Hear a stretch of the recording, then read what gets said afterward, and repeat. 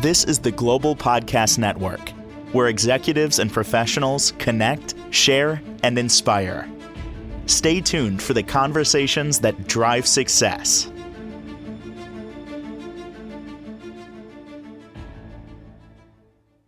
And welcome back, everyone. I love the way he phrases what he does, and he helps people overcome negative lifestyle changes. What do we mean by that? We're talking about addiction, and the road to recovery can be very challenging, oftentimes full of a lot of stress.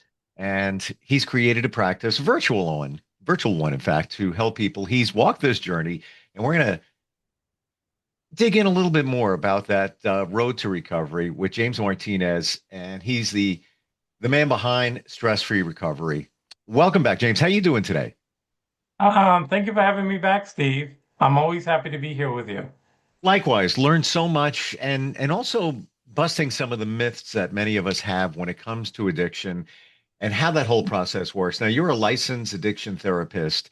You shared with us when we first got together a while back, just briefly, your journey. Can we go a little deeper into that just to show others what that looks like, and especially coming from you, now you're helping others?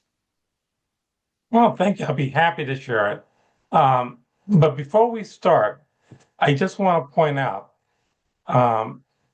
many people face a lot of shame and because of the stigma of being labeled, of trying to get help. They get scared of getting help because they don't want to feel labeled as alcoholic, a drug addict, someone with a terrible addiction. So the way when I work with individuals and the way I'm going to describe my own life story, problem drinker, problem drug user, problem gambler, taking away a lot of that stigma, because this is a lot more common than many people give credit for. And many people have these problems, but they don't want to admit it because they don't want to be labeled. And I just want to point out here, because I recently learned this, if you look at energy, I always thought that sadness was the lowest energetic vibration, but it's not. It's shame and guilt. And you just mentioned those words. So imagine that. Now, all of this going on in your life, changes have happened. You're kind of beating yourself up that you went down this road, but now you've got that shame and guilt that's just weighing you down even more, right? No, correct. And that's what comes on a journey that really starts off very innocently. People don't grow up saying, when I grow up, I'm going to have a problem with this. I'm going to have a problem with that. No, they have a lot of positive goals in their lives. I want to be an astronaut. I want to be a millionaire. I have all these things. But going back again to my story. So my story starts off in high school, pretty much like many other individuals, experimenting with drinking with my friends who were a little bit older. I was the youngest of my group. And by the time I entered college, much of my peer group were started to go our separate ways. I had experimented with not just the drinking, a little bit of marijuana too, which is very different to what they give out now, they sell now. Mm-hmm. But I started to enter the workforce, and naturally, all the stress, being you, getting your first jobs and all that, my drinking started to change from being social to more solitary. So I would drink mainly on the weekends. Naturally, I didn't drink during the week out of respect for work. But I did the solitary drinking. And over time, that continued to progress. All right, well, I can start on Thursday. And at some point, it was every day. But I didn't think I had a problem, because I had a job. I was paying my bills. I was living by myself. I had an apartment. I was 24, 25. I was working in a factory.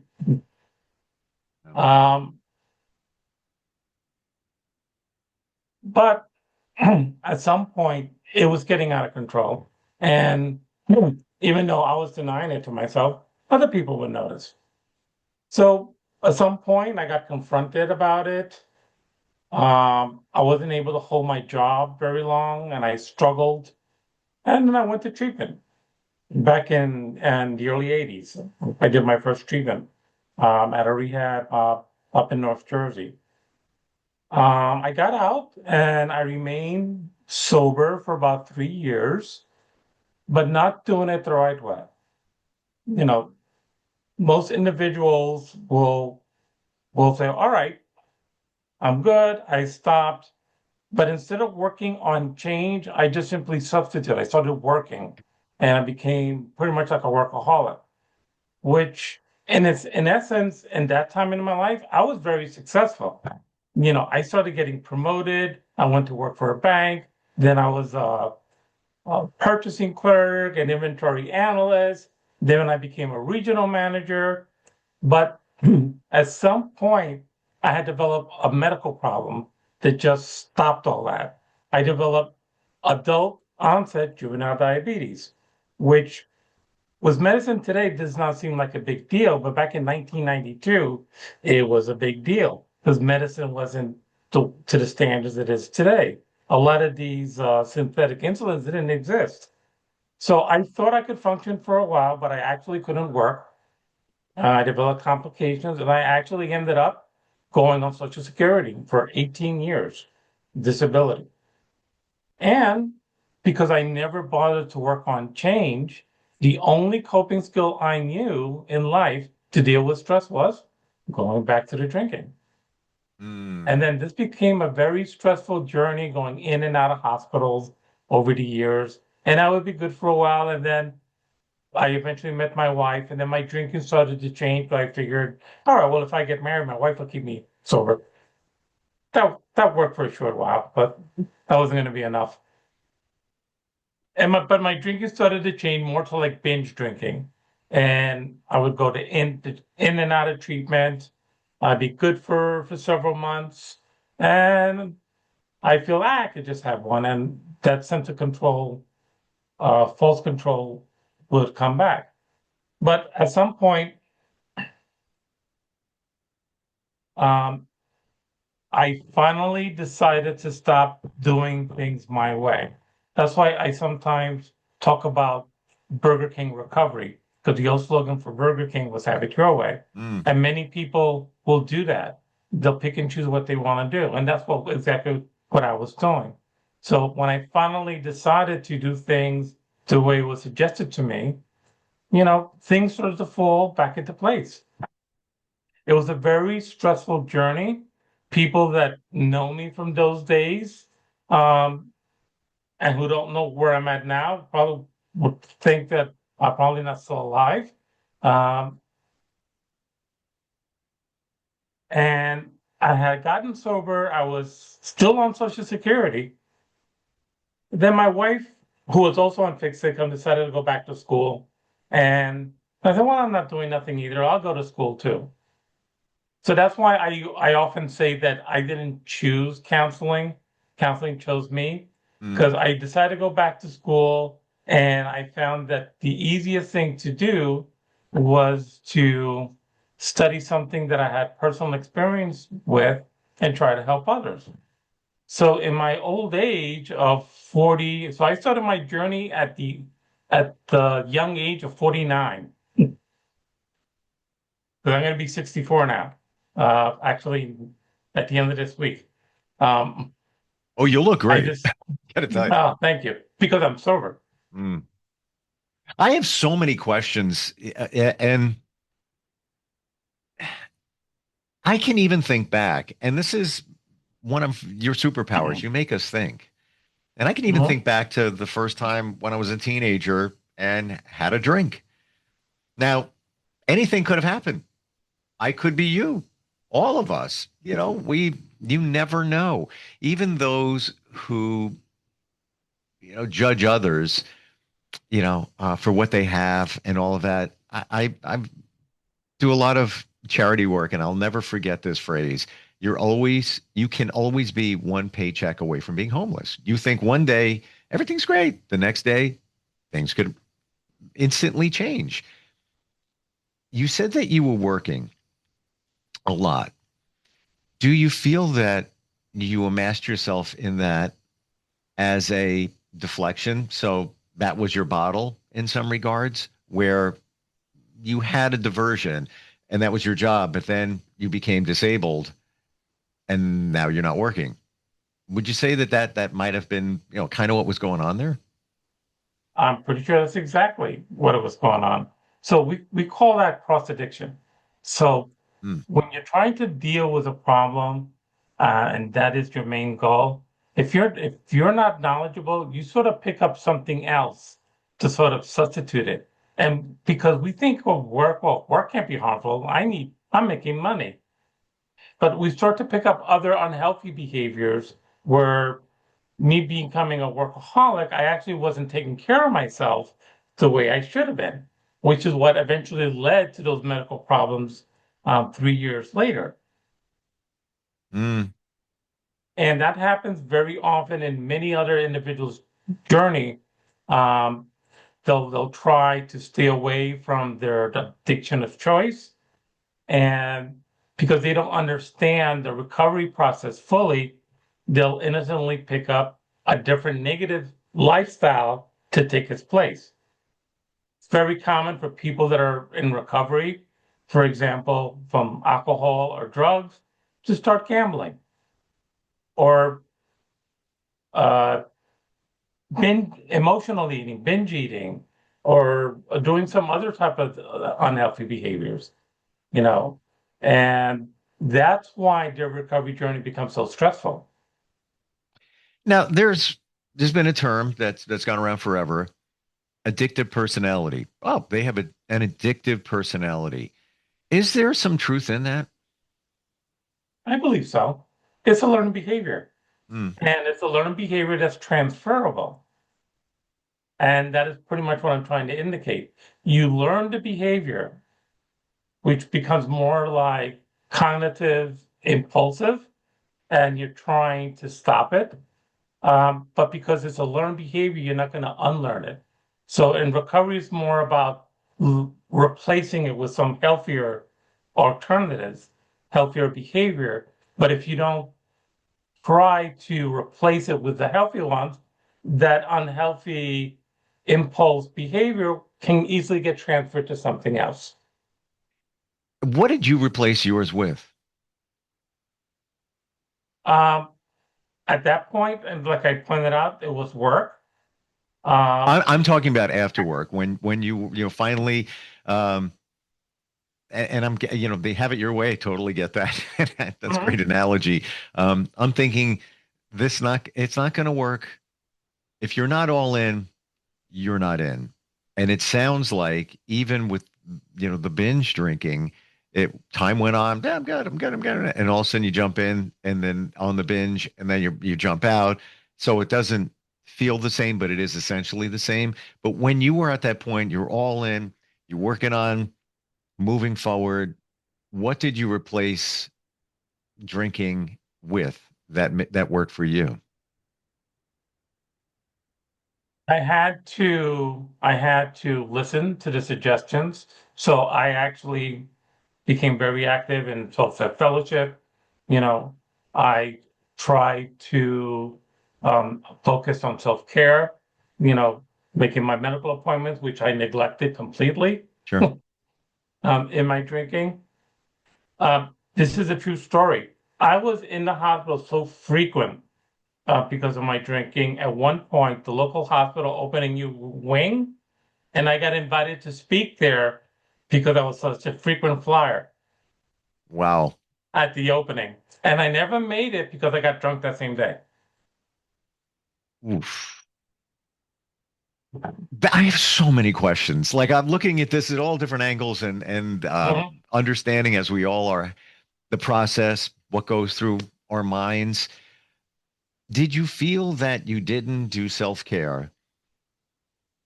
Did you feel that you didn't deserve it and that's why you didn't do it? Maybe you didn't show up for that to speak at the inauguration of the new wing because maybe you feel you didn't deserve it. Was that part of your mindset? So we were talking about guilt and shame. And naturally guilt and shame plays a lot into this, especially Sure. in the other parts of our lives that we haven't even touched about yet. How at this point it's affecting my relationship with my spouse or with my other family members, my parents, my siblings, and at some point, uh, I viewed myself as a black sheep Yeah. of the Guilt and family. shame. Yeah, guilt and shame, you know, to the point that just before the big turning point came, that I finally just quit forever. My mom came to me for a Thanksgiving, which is coming up right now. Uh, and she told me, if anything ever happens to me, I want your sister to take care of me. Not me, and I'm the oldest. She wanted my other sibling, which was interesting because something did happen to her a couple of years later, and I ended up being her caretaker. But by then, I had started to change my life around. Mm, that had a sting. Yeah. When you heard that, I get it. Um, what a journey, especially that you made progress, then you took some steps back, then you moved forward, then you took steps back. When you first started your addictions, did you feel guilt and shame then in another way? But then once you're now down the road of binging and everything else, now you have more guilt and shame because of that for sure. But what at the very beginning were you feeling guilt and shame from anything? No, not at all, because this felt normal, and Okay. that's how it is for most people. It's normal to go out with friends and drink. Um, it's only on the weekends. It's only during social events, so on and so forth. This is normal. What's not normal is that eventually, in the progression, you start to drink by yourself. You start to, instead of drinking a couple of beers, now you're getting a 6 pack. Now you're getting a 12 pack. Now you're moving on to something a little stronger. Um, Now you're trying to time. It gets to the point that even the drinking that you used to do to relax becomes stressful, but you're sort of like married to the activity. You know, where do I get money now? I'm almost broke, but I need the money because this is my routine. So now I'm making phone calls. I'm trying to, hey, can you lend me $5? This and that. And I'm looking for ways to keep that habit going, almost to the point that it just starts to distract my obligations, my self-care, and my own mental sanity. Mm. Did it almost feel like this was a person in your life, let's say a child? I got to take care. I have to, support and take care of, them, meaning your habit. So I got to find a way to do it no matter what. So can you loan me $5, et cetera, et cetera? Did it feel like you had an obligation?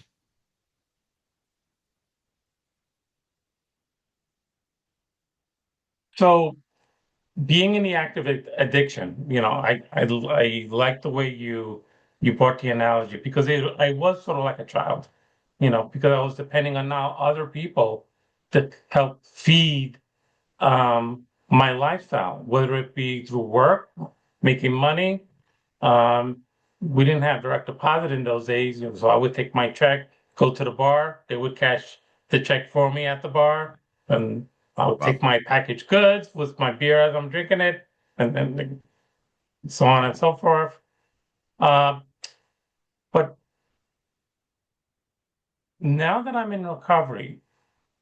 I'm trying to let people know that I understand that journey. And even when I started my journey in the professional field in recovery, working in the hospitals, well, my first 8 years was working in hospitals, the same similar hospital where I used to be a frequent flyer. Now I'm on the other side, and I mm, see all the struggles they're going through. You know, whether it be through legal, with the fighting, um, some individuals homeless. And understanding understanding their struggles from the other side, viewing it from the person that's trying to help them was sort of like an eye-opening experience, and I'm always amazed how the people I work with continue to teach me Mm. about new things in addiction and new ways and new strategies that we work together to try to help them get better. Did you, when you were going through this in the thick of it, did you in a lot of ways feel like you're doing a good thing? What do I mean by that? So you'd get $5 here, you get there, you buy a six pack, more, you drink, you're alone in doing it. But I'm doing something good because I'm a better person because I'm drinking. I can cope. I'm doing something for me and I'm better for it because of that. Was that going through your mind at all? No, at some point, I'm just thinking, I'm very selfish. I'm not, I don't talk to people, I'm wearing the same clothes. I mean, I shower every day, but I'm wearing the same clothes for 5 or 6 straight days. Um, Because so you just didn't care. It's like I'm doing my own thing and I yeah, don't care what anybody. That's it. I'm doing my thing. that's it. Nothing's gonna stop me. If you Mm. try to stop me, I'm gonna have throw a tantrum, uh, and be resistant. I don't want to do this. I don't want to do that. I'll just do what I feel like doing.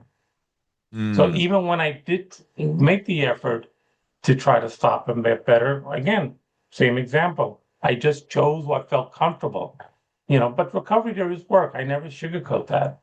And that's why I try to focus to help those individuals when they try to do that, get out of that comfort zone to make it as less stressful as possible. Well, my friends and I pilot on this phrase, embrace the discomfort, because without it, you're not going to have a breakthrough or move your life forward. What was the moment you realized I'm improving? I'm making progress here.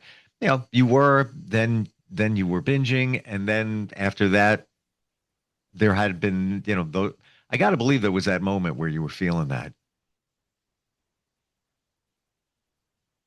I was getting to the point that I started to feel some more stability in my life. There was calmness. Me and my wife weren't fighting. Um, and we were starting to look at other things. We were looking for change.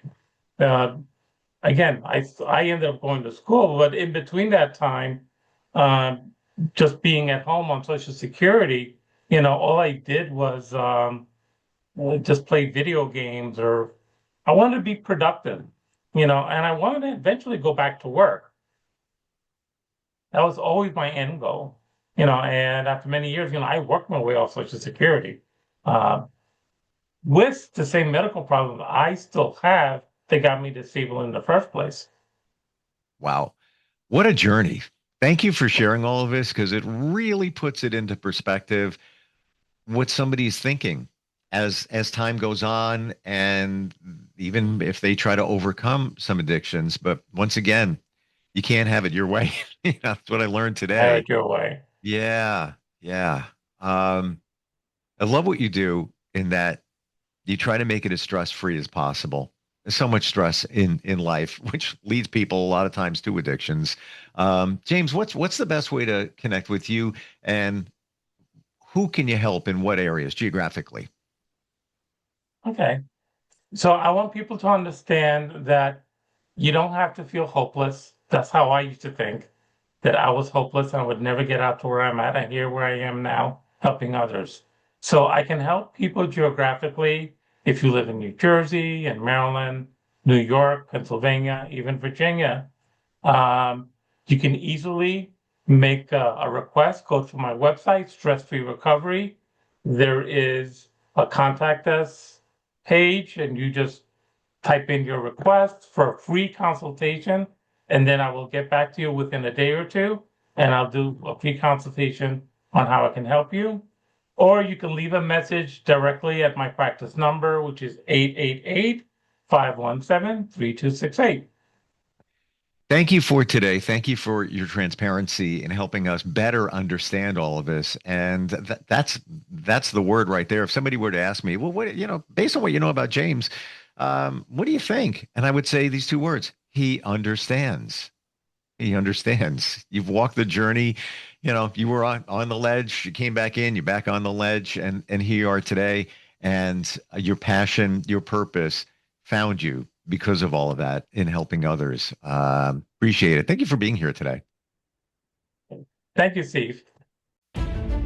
This is the Global Podcast Network, where executives and professionals connect, share, and inspire. Stay tuned for the conversations that drive success.